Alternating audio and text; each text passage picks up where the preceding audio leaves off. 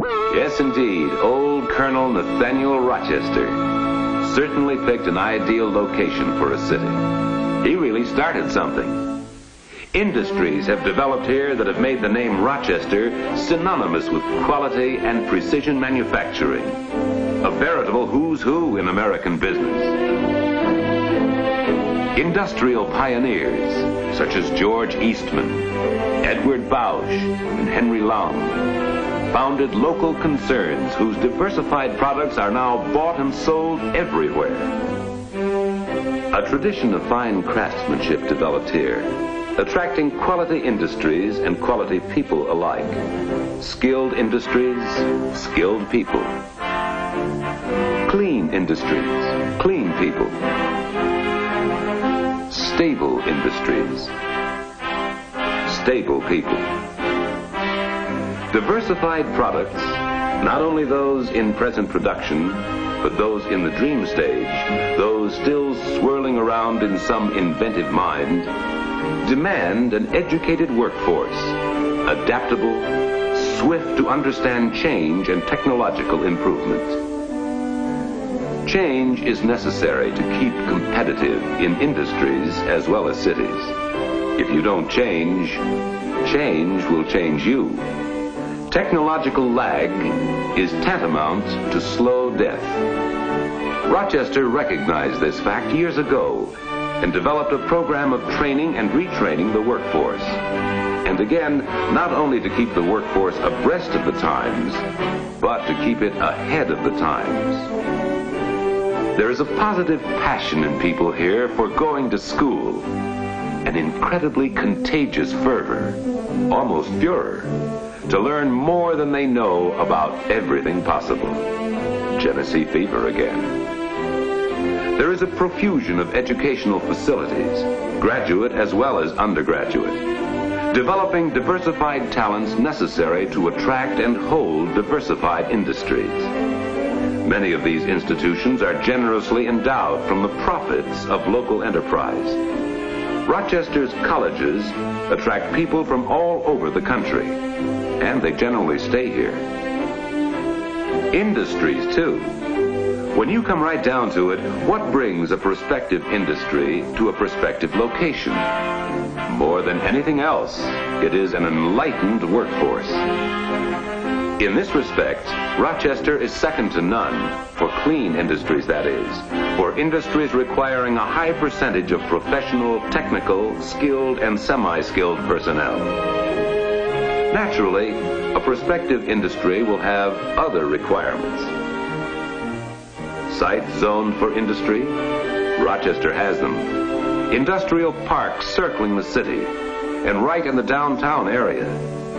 Urban renewal and redevelopment at its best. Replacing the old with the new, within view of the heart of the city. Coordinated fire protection throughout Rochester and Monroe County is rated the third best in the United States. There is an abundance of water, controlled abundance, from the upland lakes and Lake Ontario.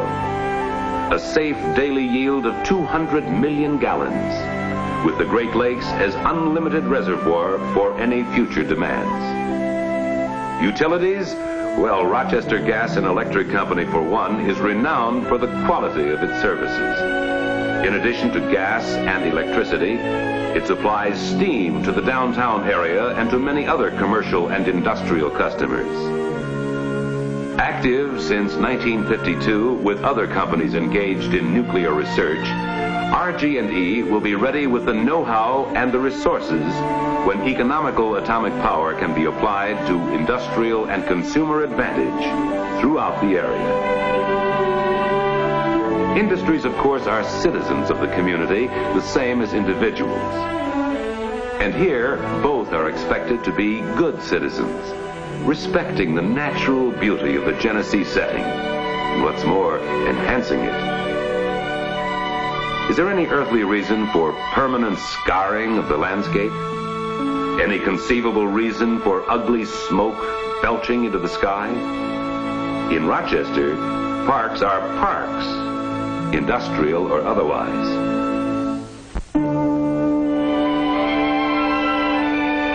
There's a tradition of greenery, sunlight, fresh air, and the sheer joy of open space. Flowers. The flowers, friend, are phenomenal in Rochester. And I'm not just talking about the world-celebrated Lilac Festival each spring. I'm talking about the community compulsion to plant wherever there's a square foot of sod that can stand brightening. Truly, the entire population seems born with or converted to the green thumb. Public gardens galore, and private gardens galore, hillside patches, lyrical and lovely. Flowers, flowers, flowers.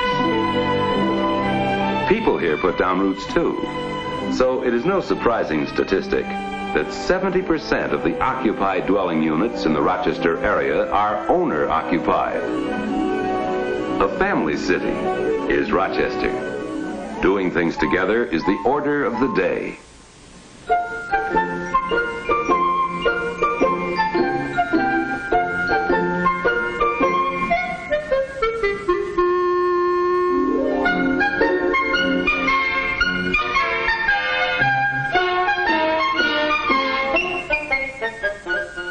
All in all, there are upwards of 300,000 people in the city proper. Upwards of 300,000 people in Monroe County. Upwards of 350,000 people in the other 8 counties of the Rochester economic area. Nearly 1 million population in nearly 5,000 square miles of land allows plenty of space to grow and grow healthily. For people living elsewhere, it is surprising perhaps that Rochester has what Leopold Stokowski called one of the finest orchestras in the world.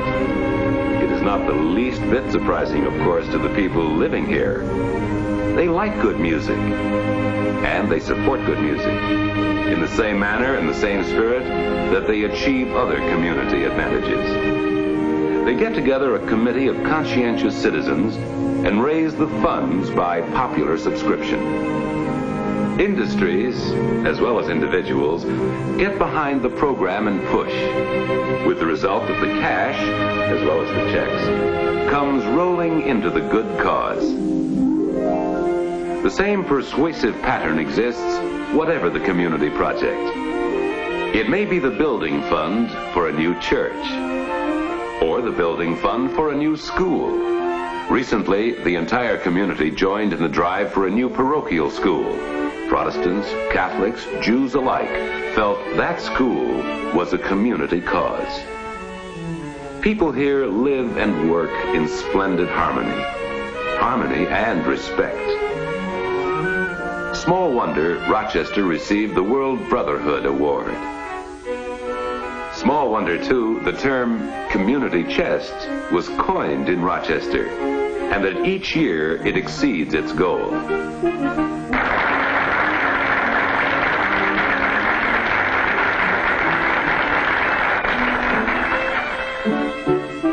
Throughout the world, of course, Rochester is famed as a medical center.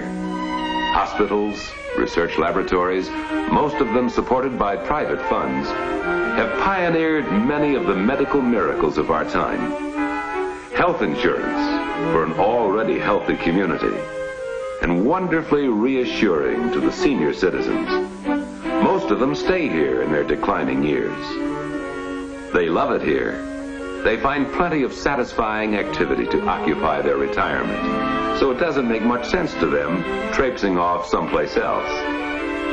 If necessary, of course, Rochester looks out for them. And here is a surprising statistic, at least in terms of other cities. In Rochester, only 50% of the cost of welfare is derived from tax money. The remaining 50% comes from voluntary contributions and other private funds. Conscientious citizens naturally produce conscientious government. The words of Jonathan Child, first mayor of Rochester, still echo sensibly in local ears. In the intercourse of social life, and on all occasions involving the interests of our young city, let us forget our politics and our party and seek only the public good. Such philosophy has produced enlightened government, working with enlightened commerce. In other words, public funds are used to spark and to supplement private enterprise. Such action has revitalized the heart of the city, more specifically, downtown Rochester. As in most American cities, the tendency here in recent years was a withdrawal from the central core to the surrounding suburbs. People first, then business, headed for the open spaces. Rochester didn't fight the suburbs or the shopping centers rising to meet suburban needs. It simply capitalized on the things people like about shopping centers.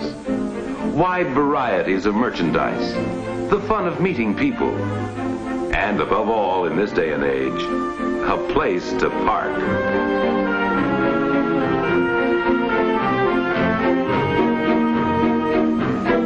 Having made its peace with the automobile, Rochester was in a position to bring the suburbs downtown to the central core of the city. It can pack the Eastman Theater for a Broadway road show or musical festival. It can pack the War Memorial Auditorium for a hockey game or an international trade convention. Rochester Monroe County Civic Center pulls together as many functions of city, county, state, and national government as possible into one location, with easy access, of course, and plenty of parking space. Having made its peace with the past, Rochester can rip out and rearrange streets and sections of that central core to its heart's content. Here's another section that will feel the impact of the bulldozer. Surgery, tough, yet tender. For Front Street in the future will be known as Genesee Crossroads, a complex of hotels and apartments, shops and offices, parks and promenades. Likewise, in the future, is the towering world headquarters for Xerox. Sidewalk engineers have a field day in downtown Rochester. That central core changes fast and furious, but not fast enough or furious enough for some of them.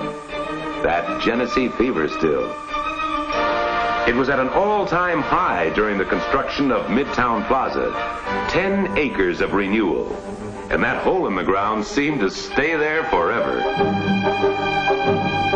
Actually, that hole was the makings of a 3-level, 2,000-car underground municipal parking garage. The city solved the traffic problem, and from there on, private enterprise took over. Up, the girders went. The framework for a new 18-story office building and hotel. The framework for a new retail complex centered about a new, root, air-conditioned marketplace, the size of a football field. Total time from the signing of the contracts to opening day celebration, 38 months. Total cost, $25 million of private investment. A beautiful dream, yes. A magnificent merchandising idea. But $25 million? Why would investors put up that kind of money for something like this in a city this size? Bankers here are clear-eyed and practical, the same as bankers elsewhere, possibly more so. Why, oh why would financial genius go for sidewalk restaurants, benches, fountains, trees, flowers? They know the people of Rochester. That's why.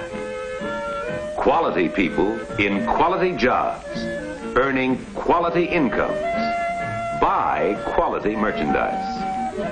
The stability of the workforce in Rochester makes for stability of investments in Rochester. Midtown Plaza is simply the most dramatic ingredient of the Rochester recipe for good living. There are thousands more, maybe not so fancy, but certainly just as important as the song and dance of our fabled timepiece. In Rochester, even these marionettes have Genesee fever.